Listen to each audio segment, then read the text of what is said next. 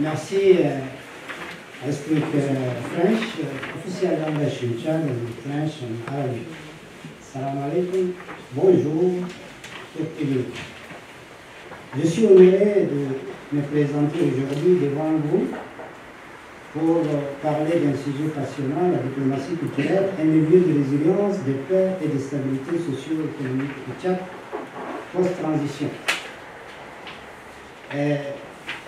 Comme vous avez les documents qui sont traduits, donc je vais aller un peu très rapidement. Dans un monde de plus en plus connecté où les frontières géographiques et culturelles s'instompent, la diplomatie culturelle apparaît comme un outil essentiel pour renforcer les relations entre les communautés, les États et les peuples. La culture, dans toutes ses formes, qu'elles soient diplomatiques ou autres, et dans toutes ces expressions aussi est un vecteur puissant de dialogue, de compréhension et de coopération. Elle nous permet sans doute de partager nos valeurs, nos traditions et nos expériences et de mieux comprendre celles des autres. La diplomatie culturelle est devenue ici un élément clé de politique étrangère de nombreux pays, permettant ainsi de promouvoir l'image des nations, de renforcer ses relations avec d'autres pays et de contribuer à la résolution des conflits. Aujourd'hui, l'Institut m'offre l'occasion d'explorer les caps du Tchad. Les lieux de résilience, de paix, de stabilité. Je suis convaincu que cette conférence sera l'occasion d'un échange enrichissant et stimulant.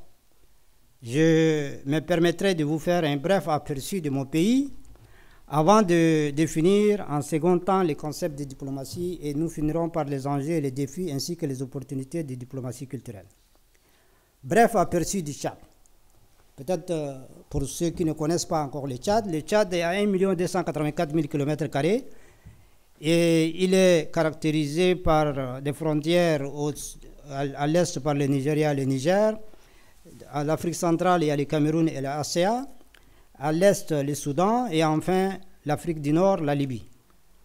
La position géographique du Tchad fait qu'elle est à l'origine des diversités culturelles, linguistiques et écosystèmes naturels, les déserts, la savane, la forêt, ainsi que des modes de vie qui varient d'une région à une autre, dont les plus marquants sont le nomadisme pastoral et l'agriculture sédentaire avec des défis de coexistence qui sont inhérents à ce genre de situation. Le Tchad est indépendant le 11 août 2060. Son régime politique est présidentiel. Le pays est membre, bien entendu, de l'ONU, de la CEMAC, etc., de toutes les institutions régionales et sous-régionales. On a une population de 19 millions d'habitants. C'est un carrefour de cultures arabo-africaines. Les langues officielles, j'avais déjà dit, c'est le français et l'arabe, mais une centaine de langues locales sont également parlées. La religion principale est l'islam et le christianisme, mais il y a aussi des animistes au Tchad.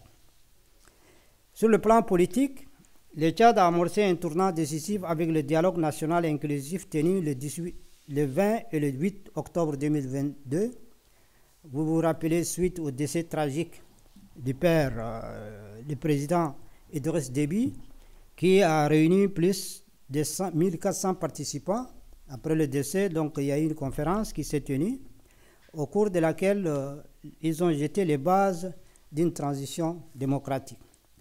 L'économie tchadienne repose principalement sur l'élevage.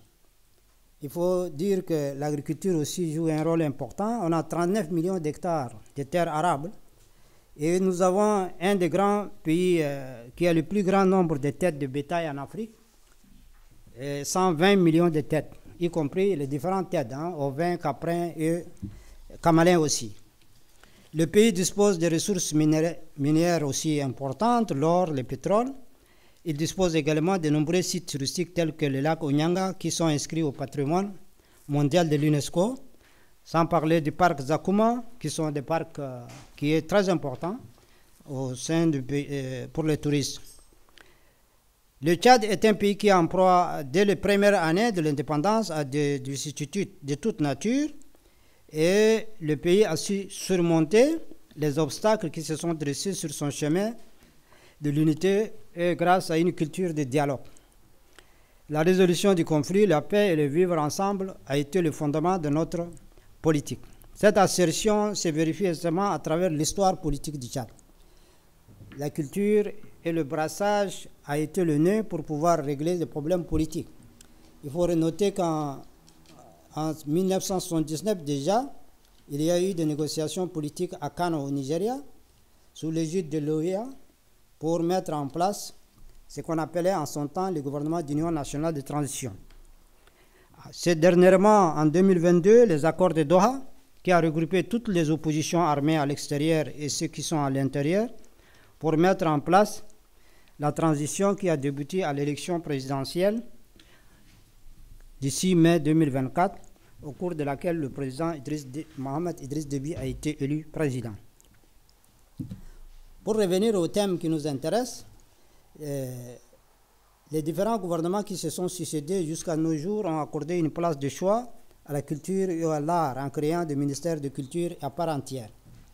À l'heure de la décentralisation administrative, il est institué une délégation aussi du ministère de la Culture dans toutes les 23 provinces. Dans le souci de valoriser toutes les cultures tchadiennes, le gouvernement a institué un festival d'art de culture dénommé Dari. Dari, ça veut dire mon pays, qui se déroule chaque année de décembre jusqu'à janvier. Ce festival est à sa 6e édition cette année et rassemble différentes communautés tchadiennes autour de leur riche patrimoine culturel, leurs traditions et leurs valeurs communes. Il y a effectivement beaucoup des étrangers aussi viennent à cette occasion pour pouvoir fêter avec les Tchadiens. Cet événement est un véritable lieu de rencontre pour célébrer la diversité culturelle du Tchad et met en lumière toutes les facettes de la culture tchadienne durant plusieurs jours et de différents représentants de chaque province se retrouvent pour partager et valoriser leur culture. Donc, toutes les provinces qui arrivent, ils présentent leur culture, leur artisanat, leur mode de vie, jusqu'à l'art culinaire, ainsi que les danses et les musiques traditionnelles. Cette occasion constitue seulement un lieu de brassage entre les cultures et également un levier de l'économie tchadienne. La création d'emplois temporaires pour l'inventaire des objets d'art, les dépenses des visiteurs locaux, le renforcement de vivre ensemble, la promotion du tourisme, la valorisation de l'artisanat tchadien, autant de bienfaits que ça crée cela. En plus du festival d'Ari, le gouvernement n'a pas raté une occasion pour faire connaître sa culture et ses arts à travers les grandes manifestations culturelles et artistiques et cinématographiques à travers le monde tels que le FESCAPO, événement d'envergure du cinéma tchadien où le Tchad a été invité d'honneur cette année, au cours de cette année, à Ouagadougou. Des programmes de promotion des langues et des arts traditionnels, des compétitions interrégionales et d'expositions contemporaines tchadiens démontrent la diversité de la culture du Tchad. La mise en valeur des patrimoines nomades et des traditions sahariennes, partagées avec d'autres pays, peut devenir un terrain d'entente diplomatique et construire un pont avec les pays limitrophes. Plusieurs sites touristiques sont identifiés pour être inscrits dans le patrimoine culturel de l'UNESCO et le Tchad sollicite le soutien des autorités allemandes. Il faut noter que pour l'inscription de l'AC, Onyanga, l'Allemagne a joué un des rôles principaux pour cette inscription.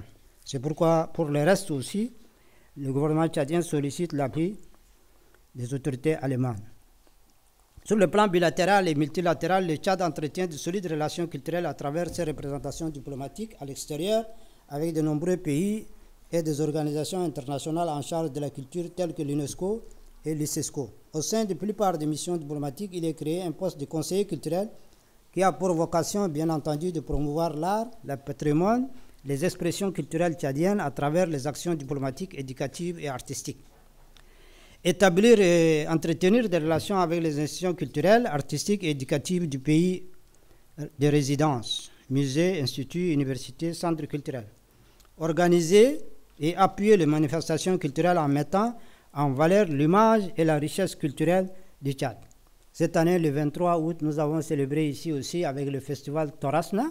Ce sont des chanteurs tchadiens qui étaient venus et nous avons organisé cette fête ensemble dans le souci de promouvoir la diplomatie culturelle. Appuyer la mobilité des artistes, chercheurs et étudiants tchadiens dans le cadre du programme de coopération des bourses, contribuer à la diplomatie d'influence du Tchad en valorisant son image culturelle. En conclusion, je voudrais dire que les pratiques ancrées dans la culture tchadienne peuvent inspirer le processus démocratique moderne et aider à surmonter les tensions post-transition. Le Tchad revient de loin après plusieurs décennies de guerre grâce à des cultures ancestrales de dialogue, de résolution de conflits et de mécanismes de médiation et de réconciliation, n'attend que le soutien de tous les partenaires sans exception pour la mise en œuvre du programme politique du chef de l'État afin de bâtir une nation riche et prospère. À cet effet, j'invite tous les pays amis, partenaires financiers, hommes d'affaires, instituteurs, publics et privés à prendre part à la table ronde du haut niveau sur le financement du plan national de développement qui se tiendra à Abu Dhabi en novembre, du 7 au 8 novembre 2025. Je vous remercie.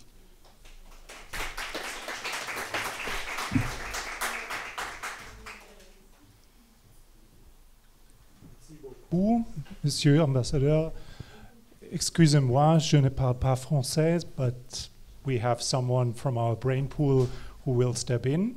So you are free to either ask questions in French, and with the help of one of us, we will get it translated, or you can ask the question and she helps to translate it to the ambassador.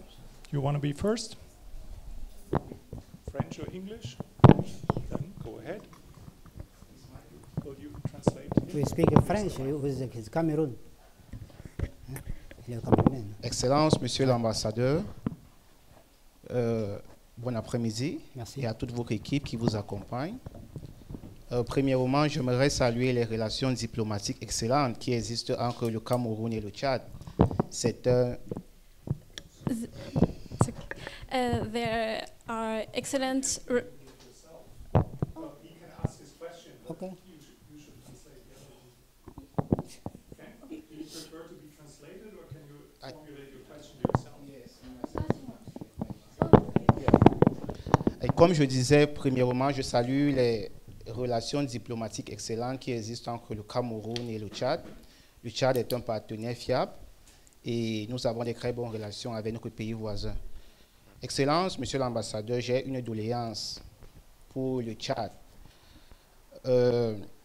Nous sommes conscients, ou du moins, les rapports militaires que j'ai déjà lus stipulent que les bases militaires françaises qui sont en Afrique sont ceux qui ravitaillent le terrorisme Boko Haram avec l'armement.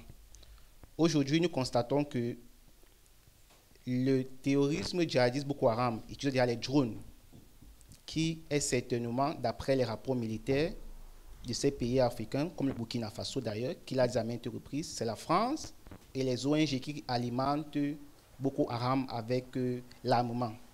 Donc je voudrais faire ma doléance ici, que le Tchad, qui encore abrite une base militaire française, de s'en débarrasser comme les autres pays africains, comme le Burkina Faso, le Niger et également le Mali, parce que ça pourra causer la déstabilisation de l'Afrique centrale tout entière. Le Cameroun étant un pays de l'Afrique centrale, ça pourra également nous causer plusieurs problèmes sociaux. Merci. Okay, Your Excellency, Mr. Ambassador, I have a doléance. Please, we are all aware that from the military report of many African countries who suffer the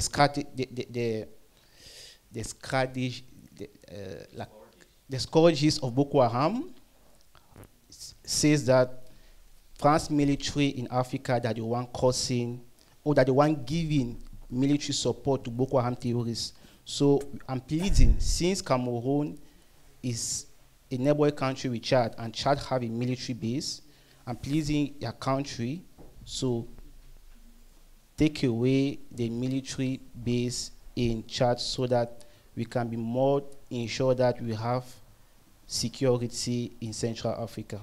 Thank you. Très rapidement, je vais répondre. Merci d'abord de saluer la coopération entre deux pays amis, frères, qui partagent presque 1200 kilomètres de frontières. D'ailleurs, la semaine passée... Ok. Donc, je remercie notre frère camerounais avec qui nous partageons une frontière de 1200 km. D'ailleurs, Thanks for highlighting the relationships and friendships between Cameroon and the Chad. who shares a long border. D'ailleurs, notre ministre de la Défense, la semaine passée, a signé un accord avec le ministre de la Défense du Cameroun dans les questions sécuritaires. Our defense ministry signed with Cameroon not a contract, but Le Cameroun et le Tchad ont signé un accord de coopération militaire. Military cooperation accord between the Chad and Cameroon. Mais vous, malheureusement, vous n'êtes pas à la page. Le Tchad, depuis janvier de l'année passée, a fait partir ses bases sur l'ensemble du territoire ont été enlevées. But the Chad, since last January, get rid of that military base in this territory. Nous n'avons aucune base au Tchad militaire de quelque pays que ce soit.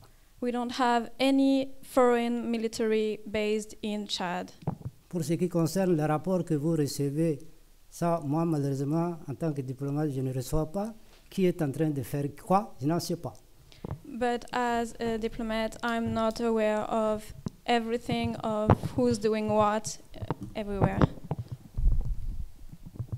Merci. Je ne sais pas si j'ai Thanks. répondu. Hein, si vous êtes... Moi, j'ai juste vu les déclarations. Je n'ai pas vu une action concrète venant du gouvernement tchadien. Depuis... Certainement, je ne suis pas en page, comme vous le dites. Voilà, vous n'êtes pas là. J'ai juste vu les déclarations du président Idriss Déby, mais les actions concrètes comme le Niger, le Burkina Faso, j'en ai pas vu. Merci. Renseignez-vous. Okay, thank you, Mr. Ambassador. I think I just read the declaration that was done by the President of Chad, but concrete action I have not heard it, I have not seen it, I have not get information about that. Thank you. Further questions? Now you're intimidated by the language barrier.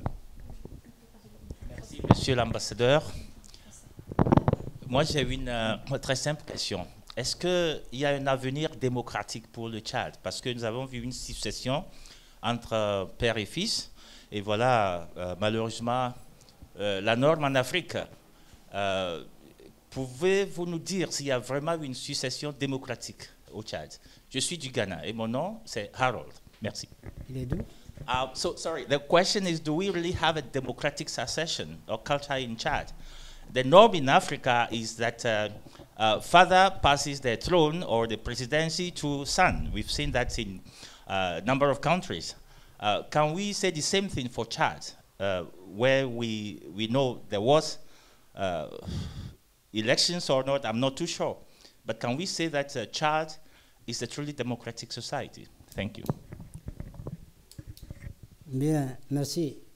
Je ne sais pas ce que signifie la démocratie pour les uns et les autres, mais je sais que le 6 mai, le peuple tchadien est élu. The governor, the president of Chad is elected. So I don't know what democracy means for one or for another person, but Lors d'une élection libre, transparente, qui a été reconnue par l'ensemble des institutions internationales. the Chad government is recognized by all the international organizations. C'est la réponse que je peux vous donner. This is the answer. Another question from anyone? If that is not the case, join me in a round of applause, both for His Excellency and our spontaneous